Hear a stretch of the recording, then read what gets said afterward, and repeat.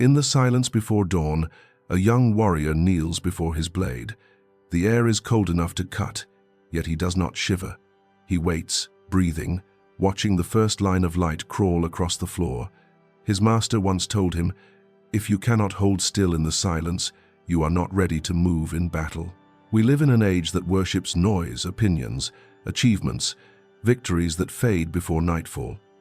But deep beneath that chaos lies an older rhythm, one forged in fire and restraint. The Bushido warriors called it hidden discipline, the unseen art of conquering the self before facing the world. It is not the discipline of control alone, but of surrender. Not the silence of avoidance, but of presence.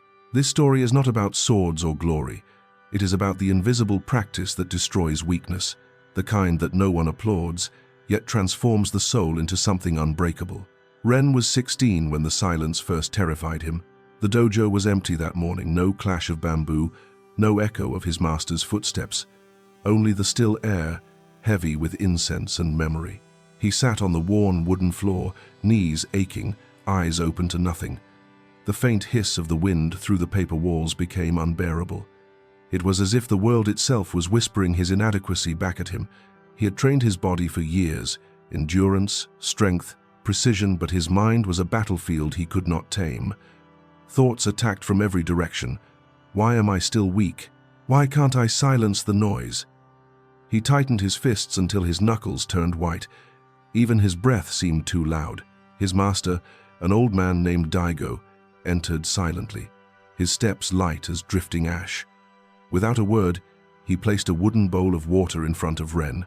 "Watch," Daigo said. Ren leaned forward. The water rippled from the faint tremor of his breath. "This is your mind," Daigo continued. "Every movement of fear, desire, or anger distorts the reflection. You must see clearly, and clarity comes only when the surface is still." Ren nodded, pretending to understand. But as soon as Daigo left, frustration returned. Stillness was torture. He felt like a caged animal confined not by walls, but by himself. That evening, his master gave him an impossible order. 7 days, Daigo said, alone, by the edge of the forest. No words, no movement unless necessary. You will eat in silence, sleep in silence, and face the noise within. Ren bowed, though his chest burned with rebellion. Alone, for 7 days. He had fought in mock duels, endured sleepless nights in the cold, but silence that was something he feared more than death. The next morning, he carried only rice, water, and a single blanket to the forest's edge. A small hut waited there, no walls, only a roof of straw and a wooden floor open to the wind. The trees stood like sentinels, watching him enter his new battlefield. Hours passed. He tried to meditate, to focus on his breath, but the mind refused to obey. The more he commanded it, the louder it screamed. Memories surfaced uninvited. His father's disappointment, the sting of past defeats, the fear of never becoming enough. By the second night, Ren felt madness creeping in. The forest was alive with sound rustling leaves, distant wolves, the whisper of his own doubts. He pressed his palms against his ears, but the noise came from within. His thoughts argued, mocked, and repeated themselves in endless loops. He broke his silence and shouted into the darkness. His voice cracked, echoing back at him. It was a sound of defeat, a boy's voice pretending to be a warrior's. When dawn came, he sat motionless, eyes hollow, body trembling. Then, a single realization flickered like dawn light between trees. It is not silence that is cruel, it is my resistance to it. He took a slow breath. The forest breathed with him. The sound of his heartbeat softened. The mind quieted for the first time, not because he forced it, but because he stopped fighting. Far away, his master sat beneath the temple gate, sensing the shift in the air. A faint smile crossed his weathered face. The boy was beginning to hear. The first lesson of the path had begun. Discipline begins where movement ends. By the third day, Ren began to see the forest differently. What once seemed a place of torment now pulsed with rhythm. Each sound, the wind against bark, the slow dripping of rain from leaf to leaf, formed a kind of living heartbeat. Yet even within this calm, temptation lurked. The human mind, Daigo had once said, is a restless horse. It runs wherever the reins of attention loosen. Ren tried to hold those reins, but his thoughts still wandered toward the comfort of motion. He would rise, walk in circles, draw patterns in the dirt, anything to feel control again. Each time he did, the inner noise returned loud, chaotic, consuming. So he began to study the chaos itself. He listened not to the forest now, but to the shifting patterns of his own mind. He noticed how quickly a memory could become a storm, one small regret, and suddenly he was reliving the sting of a long-forgotten failure. The more he tried to escape it, the stronger it grew. Daigo's voice returned in his memory. "The mind is a blade, Ren. If you swing it carelessly, it will cut you." That night, as the moon spilled silver across the clearing, Ren sat cross-legged and let the storm rise. He did not run. He did not silence it. He simply observed. The anger, the fear, the boredom. Each emotion appeared like a wave, swelling, crashing, then fading back into stillness. For the first time, he saw what Daigo meant by watching the reflection in the bowl. The stillness was not an absence of movement, but an awareness deep enough to contain it. When dawn came, something subtle had changed. Ren no longer sought to dominate the silence. He began to serve it. He breathed slowly, and the forest breathed with him. Birds moved through the air like thoughts he no longer needed to chase. By the fifth day, hunger gnawed at him. Yet even hunger felt like a teacher. Each growl of his stomach reminded him of life's raw pulse-proof that even discomfort could coexist with peace. He realized that discipline was not about denying the body or the mind, but aligning them under one quiet command. A strange clarity took hold. Ren began to sense patterns he'd never noticed before. How his breath calmed when he released judgment. How pain dulled when he stopped naming it.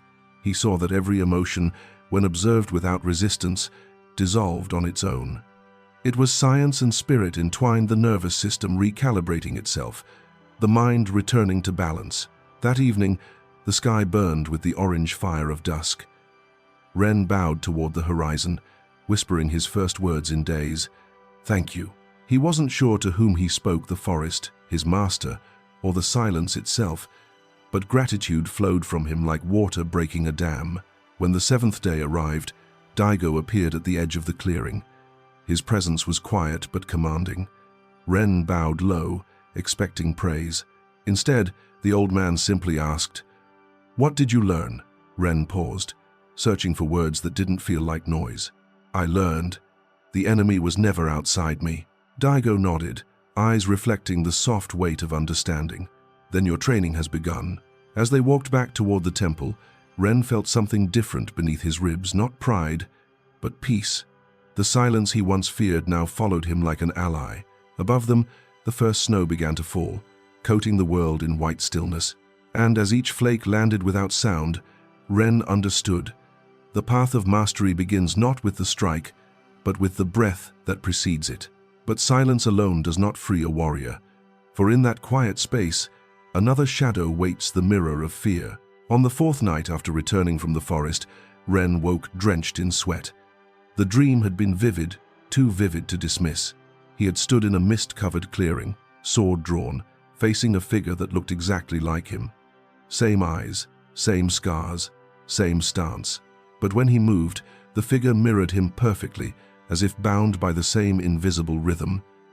No matter how Ren attacked, the reflection anticipated every strike. Until finally, the reflection spoke. "You cannot kill what you still fear." Ren jolted awake, the words echoing through the empty dojo.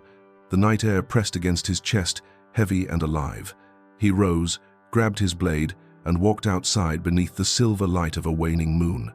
The world was silent again, but this time the silence was not calm. It was watching him. He began to practice. Slow movements, each swing cutting through shadows, but every motion carried tension, hesitation, a tremor born not of weakness, but of fear. The kind of fear that hides beneath discipline, subtle, silent, pretending to be focus. Daigo appeared behind him without a sound.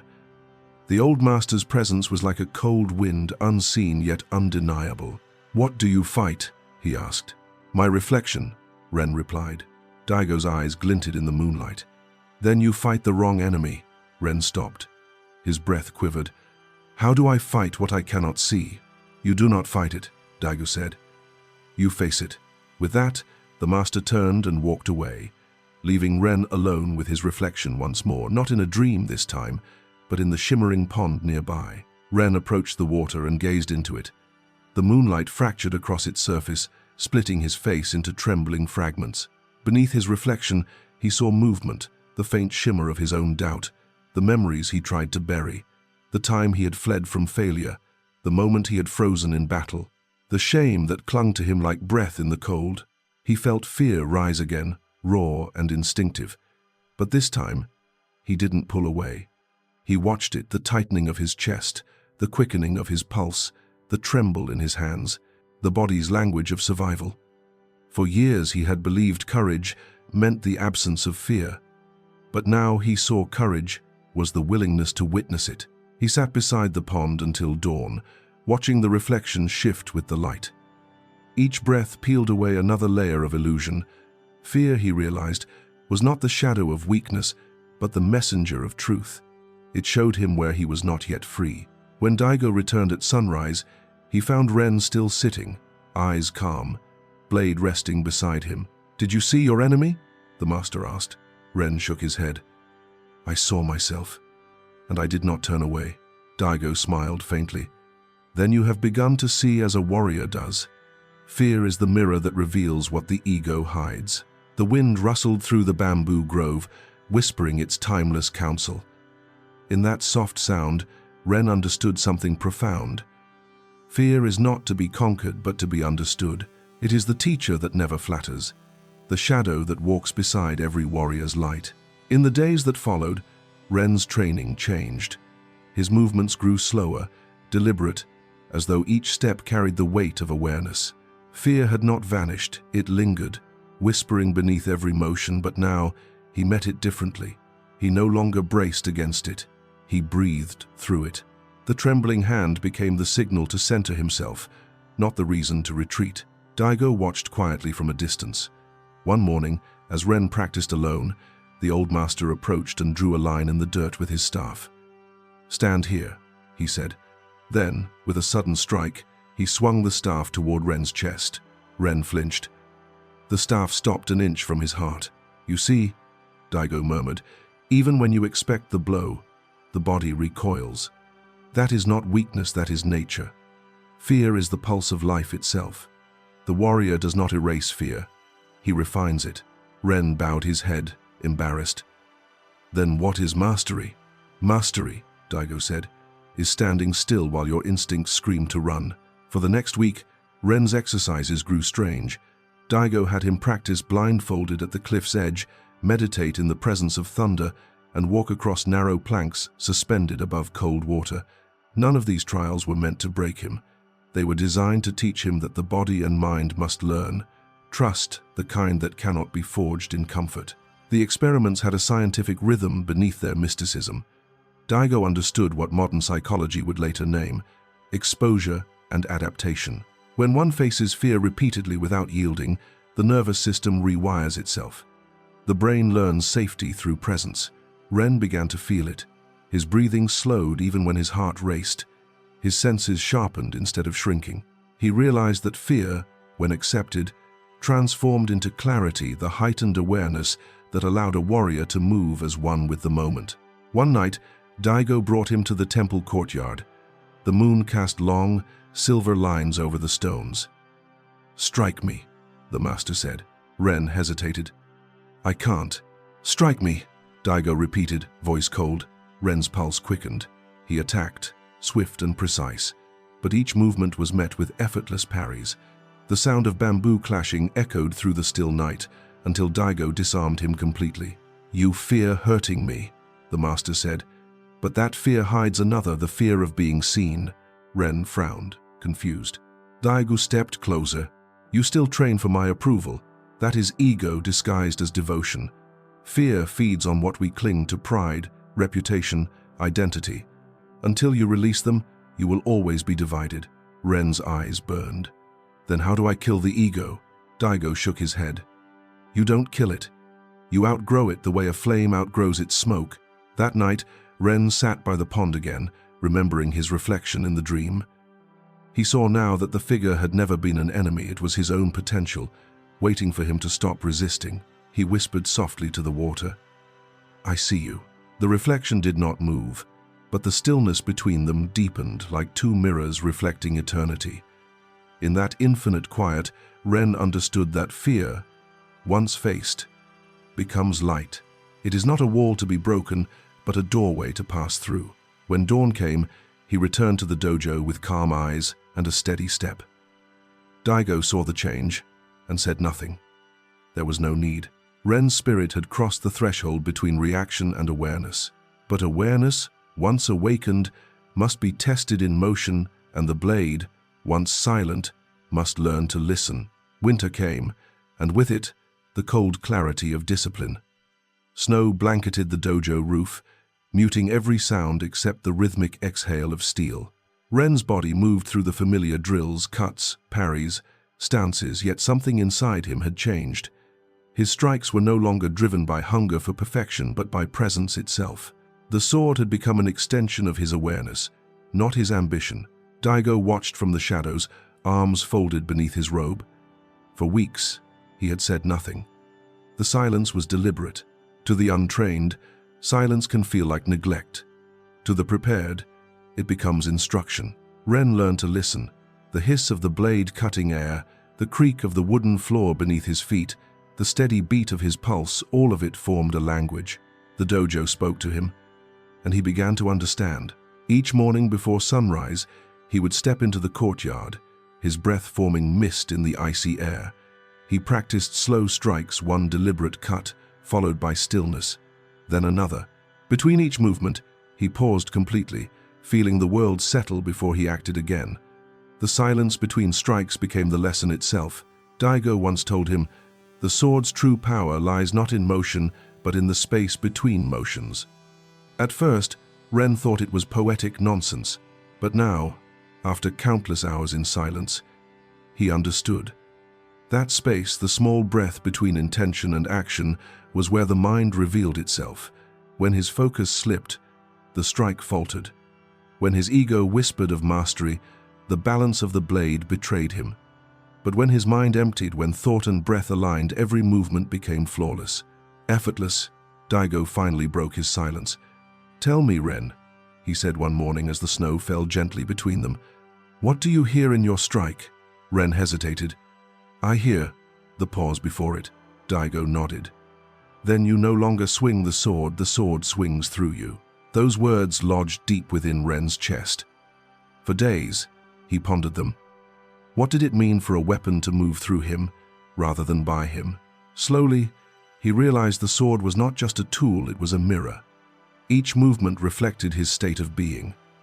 The blade did not cut opponents, it cut illusions. As he trained, he noticed the mind's subtle tremors, impatience, pride, even small moments of self-satisfaction. Each ripple disturbed the purity of the strike. So he began training not for power, but for emptiness.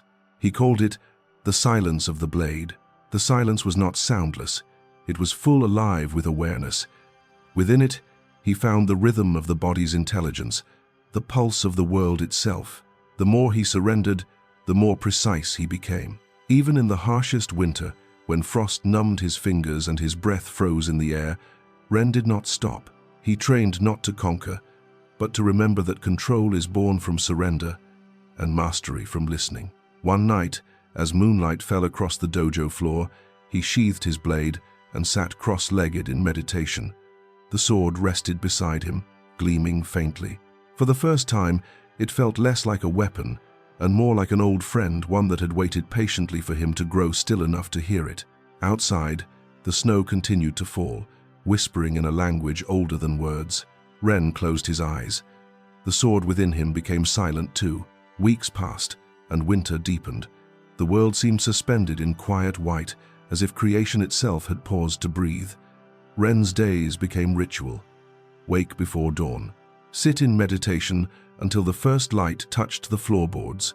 Then rise, bow to the blade, and begin again, each motion deliberate, each silence sacred. The sword no longer felt like an instrument of force. It had become a conduit for something deeper. In every swing, Ren began to sense a dialogue between movement and stillness, life and death, self and void. It was not about cutting through air or defeating an opponent. It was about aligning with the pulse of reality itself. Daigo, ever watchful, tested him without warning. Sometimes he would call out Ren's name mid-swing. Other times he would drop an object behind him. Not once did Ren flinch. His attention had grown vast, sensitive to the subtlest tremor. Presence was no longer effort, it was his natural state. "You have learned the art of stillness in motion," Daigo said one evening, the firelight reflecting off his calm eyes. "But remember, silence can deceive. It can harden into pride if you mistake calm for completion." Ren bowed deeply, unsure whether it was a warning or a lesson yet to unfold. That night, unable to sleep, he walked to the courtyard. The air was so cold that every breath turned to crystal fog. He drew his blade, watching the faint reflection of the moon tremble along its edge. He began to move slow, circular patterns, each cut flowing into the next like waves meeting shore.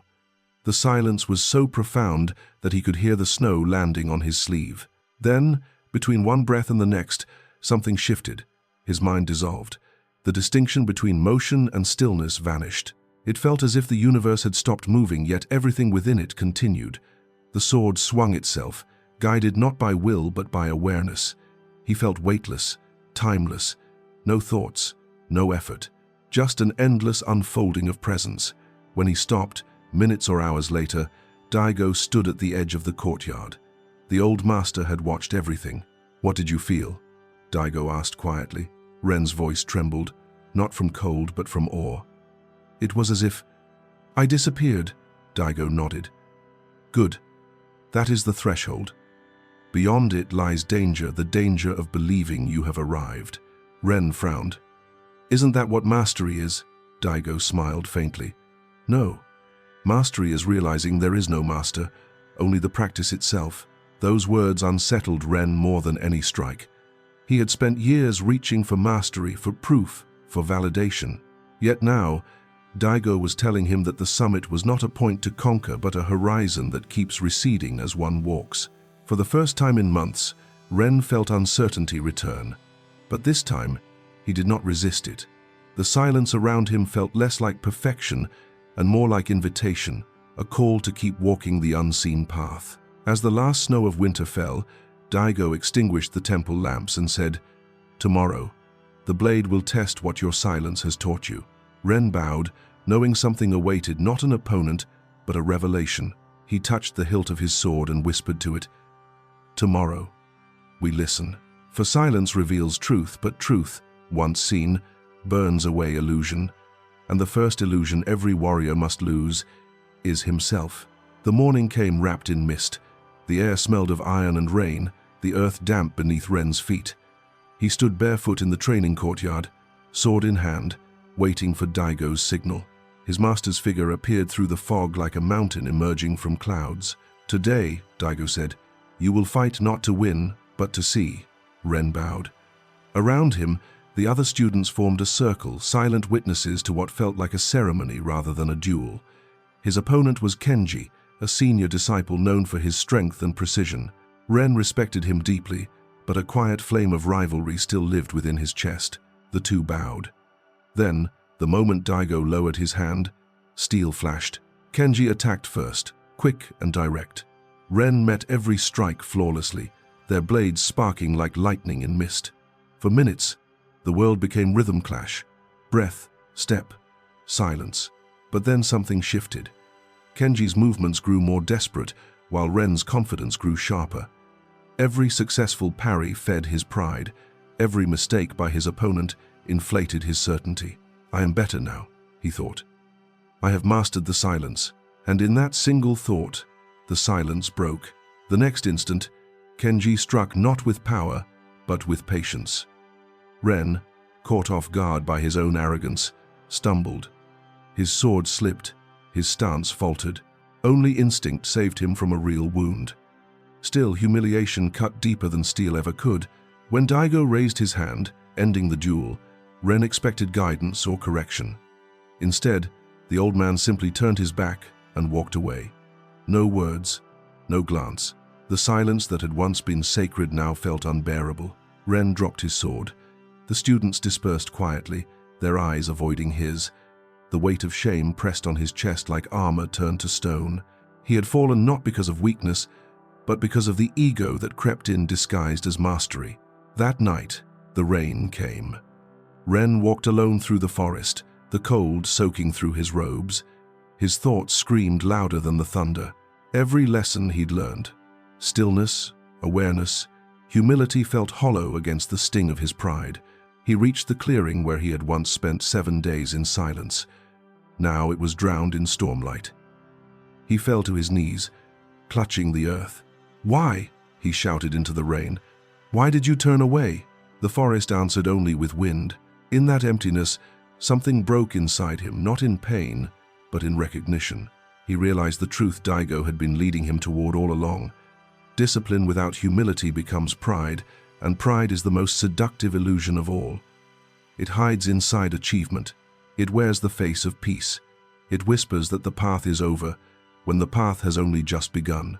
He stayed there for hours, rain washing over him, until exhaustion stole the last of his strength.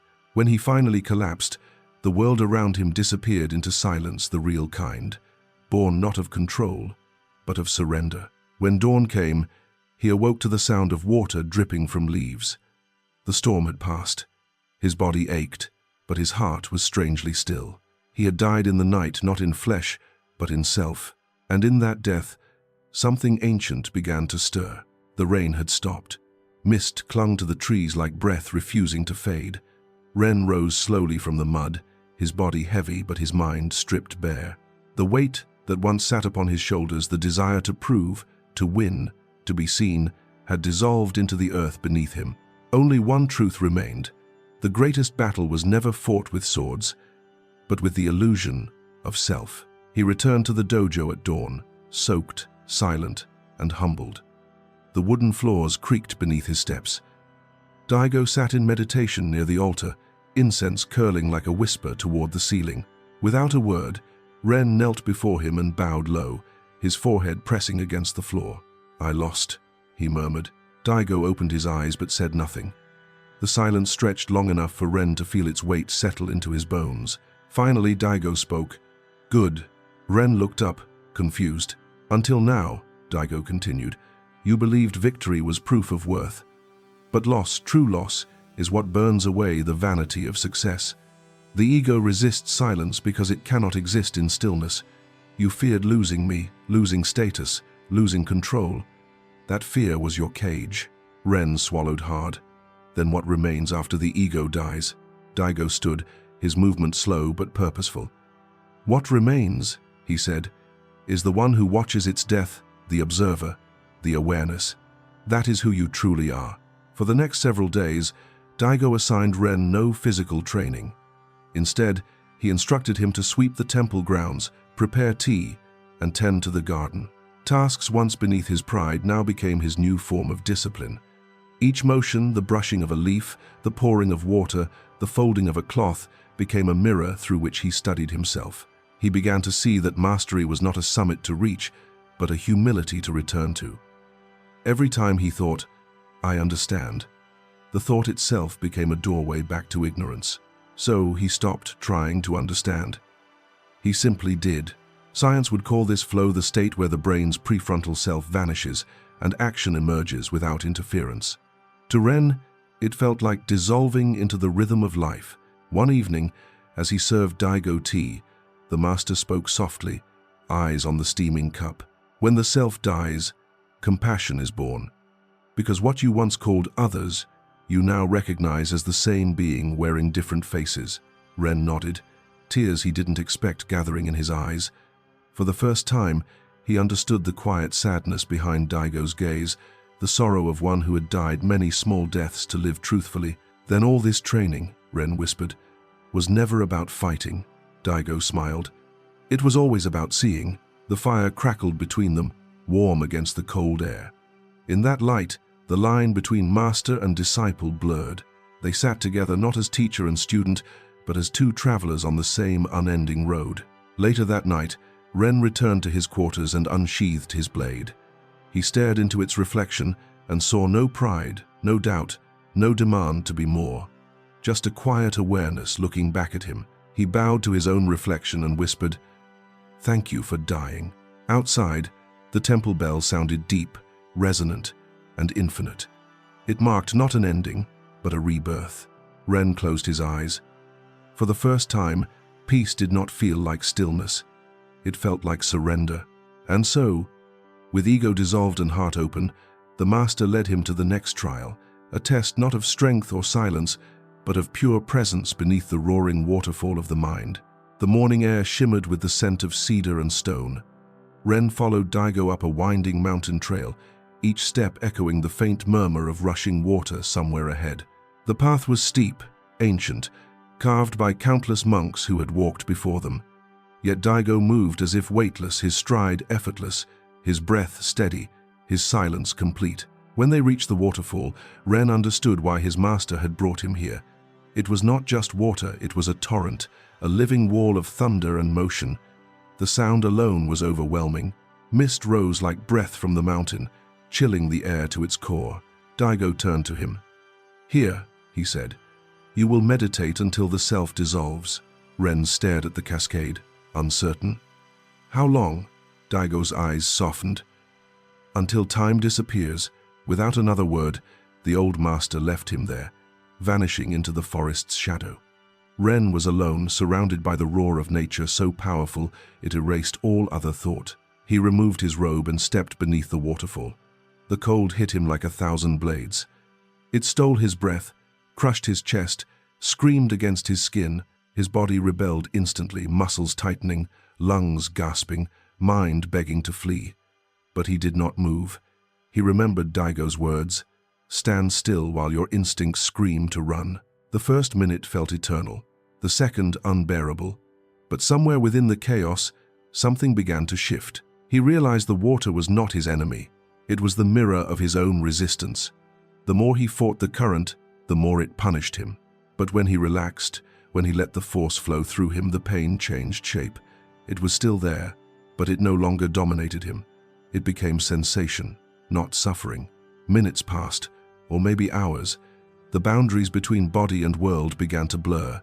The roar of the waterfall grew softer, not in volume, but in meaning. Beneath the sound, Ren began to hear something else. The subtle rhythm of his heartbeat, the pulse of the mountain, the breathing of life itself. He entered a state beyond endurance. There was no longer Ren and water, only movement within stillness, sound within silence. Thought ceased, and what remained was awareness infinite, boundless, clear. Science would one day describe this as a neural still point, when the brain's sense of identity collapses into pure consciousness. But to Ren, it felt like waking from a dream he hadn't known he was dreaming. He saw memories flash, his failures, his pride, his pain, yet they no longer held him. They passed like clouds over a mountain. The more he let go, the lighter he became. Then, in a moment beyond time, he felt the waterfall vanish. The sound was still there, the pressure still real, but it no longer touched him. It was as if he had merged with it completely, a consciousness within the current, unbroken, eternal. When his eyes opened, the world had changed. Not because it was different, but because he was. The forest shimmered with presence, every leaf alive, every droplet a universe. He had not conquered the waterfall. He had become one with it. He stepped out from the cascade, water streaming from his hair, eyes filled with quiet light. The mountain seemed to bow before him in silence. Somewhere beyond the mist, Daigo smiled. Ren stood trembling in the mist, yet the trembling was no longer fear, it was aliveness. Every droplet of water that touched his skin felt like an awakening, a reminder that he was part of something infinite. The boundary between the one who observes and what is observed had dissolved. For the first time, he understood what Daigo meant when he said, "Presence is the final form of discipline." Daigo reappeared through the fog, moving without sound. His robes were dry, though the air was heavy with spray. He looked at Ren for a long moment, eyes filled with the calm of someone who had walked this same path decades before. "What did you find beneath the water?" he asked. Ren's voice came quietly, almost uncertain. "Nothing." Daigo smiled. And what is that nothing? Ren hesitated, then whispered, Everything. The old master nodded. When the self dissolves, what remains is what has always been awareness itself. Presence is not a state you reach. It is the truth that was waiting beneath all your noise. They sat together at the edge of the pool. The waterfall's roar had transformed from thunder to music, a rhythm so deep it seemed to breathe with them. Neither spoke for a long while. Words felt unnecessary, almost invasive. Ren closed his eyes and began to feel the presence beyond form, the pulse of the earth, the flicker of each heartbeat syncing with the mountain's vast silence. He realized then that this moment was not just peace, it was power, not the kind that conquers, but the kind that endures. Presence, he thought, is not withdrawal from the world, but intimacy with it. It is standing in the storm without being carried away. It is the still eye at the center of chaos. Daigo finally broke the silence. You have learned to sit in fire without burning, to face the flood without drowning. But do not mistake this for the end. Presence is not a resting place. It is the beginning of living as awareness. Ren bowed deeply. Then what remains for me to learn? Daigo looked toward the horizon, where clouds parted to reveal a single shaft of sunlight breaking through. You must learn to teach without speaking, to carry the silence into the noise of the world. They descended the mountain together in silence. As they walked, Ren noticed things he had never seen before, the shimmer of spider webs between branches, the warmth of sunlight on stone, the soft crunch of earth beneath each step. Every sound, every movement was complete in itself. Nothing lacked. When they reached the temple, Daigo turned to him. Presence, he said, is not found in meditation halls or mountaintops. It must live in the market, in the street, in the way you draw your sword or pour your tea. The moment you divide the sacred from the ordinary, you lose both. That night, as Ren sat by the temple gate, the world around him seemed both infinite and near. He watched the stars flicker in the pond's reflection and thought of his journey, the noise, the fear, the silence, the death, the awakening. All of it now felt like the breath of one continuous life, inhaling and exhaling through him. He smiled faintly. For the first time, he no longer sought meaning, he was meaning. A breeze moved through the cedar trees, carrying Daigo's voice like a whisper through the dark. When you no longer seek the path, you are the path. Years would pass, seasons would turn, and Ren would walk the world as a quiet mirror of the truth he had found. Until one day, a young student would ask him the same question that once began his journey. Master, what is strength? The years unfolded like gentle waves over a vast shore. Seasons passed through the temple in quiet rhythm, blossoms falling, leaves burning, snow returning, each one marking the slow passage of time. Daigo grew older, his steps smaller, his eyes dimmer but brighter within. Ren, once the restless boy who feared silence, had become the new teacher of the dojo. Yet even as he instructed others, he often caught himself glancing toward the empty seat where his master used to sit. In the mornings, he walked the same mountain path, his robe brushing the dew-soaked grass. The waterfall still roared with eternal force, yet to him, it now sounded like breath, the world exhaling through stone. He would stand there, remembering the boy who once trembled beneath its weight. Now, the same cold that once cut into his skin only reminded him he was alive. When Daigo passed away, there were no words. Only a folded robe and a sword laid across the altar. Ren performed the ritual alone, 3 bows, 1 strike of the temple bell, and a silence that carried the weight of eternity. Afterward, he did what Daigo had done for him. He trained in silence, and he taught through presence. Students came to learn the way of the sword, but many left having learned something far deeper. He did not speak of mastery. He spoke of listening to the body, to fear, to the stillness that breathes between thoughts. One day, a young student named Kaito approached him after training. The boy was eager, bright, and impatient, so much like Ren once was. His strikes were fast, his focus sharp, but his spirit burned with the hunger for recognition. "Master," Kaito asked, his voice tinged with both respect and defiance. "What is strength?" Ren looked at him for a long time. Behind those eyes, he saw his own reflection, the same fire, the same need to be seen. He smiled softly and motioned for Kaito to follow him. They walked beyond the temple, through fields of golden grass swaying under the autumn sun.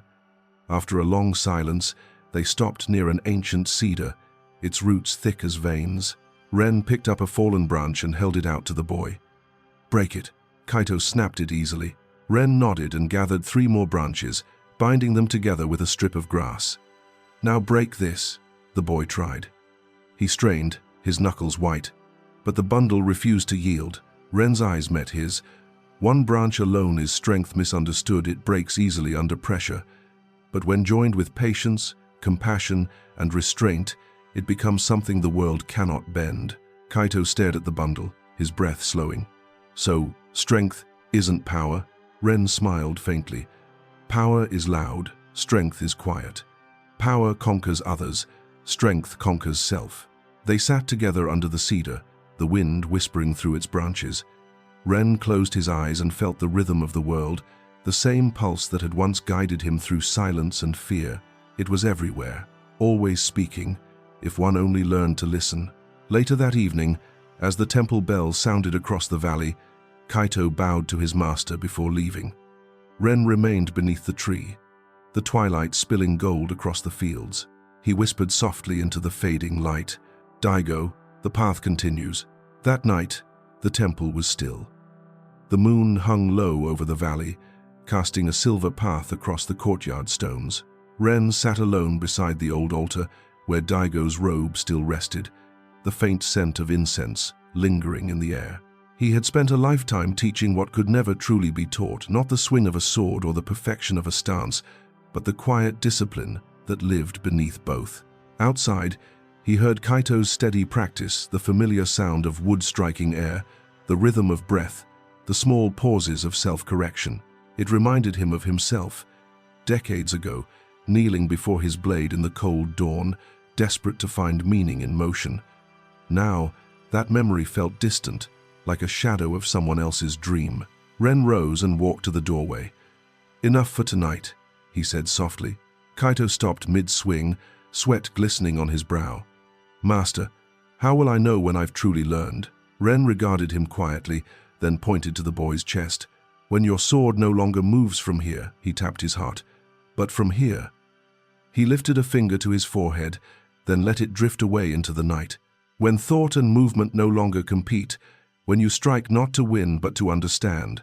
Kaito bowed deeply, confusion and reverence mingling in his eyes. Ren smiled, recognizing that every student must first misunderstand the truth before they can live it. As the boy left, Ren turned his gaze toward the mountains. The waterfall glimmered faintly in the distance, alive with moonlight. It was the same waterfall that had once broken him open, and in that moment, he understood that its teaching had never ended. Discipline was not a practice one mastered and left behind. It was an eternal rhythm, a living current that carried him still.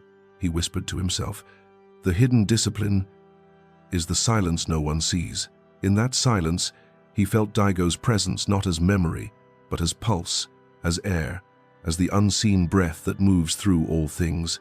For the first time, Ren realized that his master had never truly left. He had only returned to the place all masters come from, the still heart of the world. He knelt, his knees pressing into the cool stone, and bowed deeply to the empty air. "Thank you, old friend," he murmured. "Your silence taught more than your words ever could." The night deepened. Crickets sang. The temple bell struck once a single note, long and resonant. In the distance, Kaito's voice called out, faint but clear, repeating the mantra Ren had taught him. "Strength is patience. Strength is restraint. Strength is compassion." Ren smiled. It was enough. He extinguished the last lamp, letting the darkness settle. Within that darkness, he felt not emptiness, but fullness, the quiet hum of existence continuing on its path. Outside, dawn waited beyond the horizon, and when it came, the first breath of morning light touching the temple floor, Ren was already kneeling before his blade again, the same as he had been long ago. Only this time, he did not seek to conquer the silence. He served it. His breath slowed. The world vanished into stillness, and there, in the hidden rhythm between breath and being, the warrior's path continued, not in motion, not in sound, but in presence itself. The warrior's true victory is not over others, but over the restless mind, for within that silence, hidden discipline destroys all weakness.